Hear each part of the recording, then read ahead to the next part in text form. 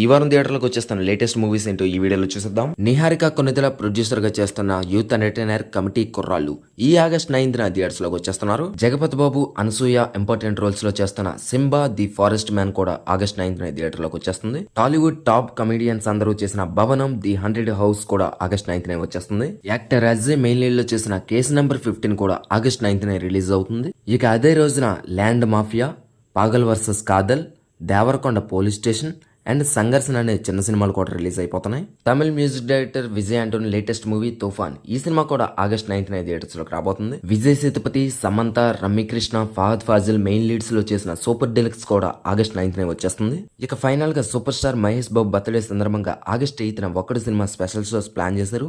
అలాగే ఆగస్ట్ 9న మురారి సినిమా రీ రిలీజ్ కూడా అయిపోతుంది. మహేష్ ఫ్యాన్స్ ఎవరైనా ఉంటే థియేటర్స్ కి వెళ్లి ఫుల్ ఎంజాయ్ చేసేయండి. ఇవి ఈ వారం థియేటర్లోకి వచ్చేస్తున్న లేటెస్ట్ మూవీ అప్డేట్స్. మరికొన్ని అప్డేట్స్తో మరొక వీడియోలో కలిసిద్దాం. Thank you.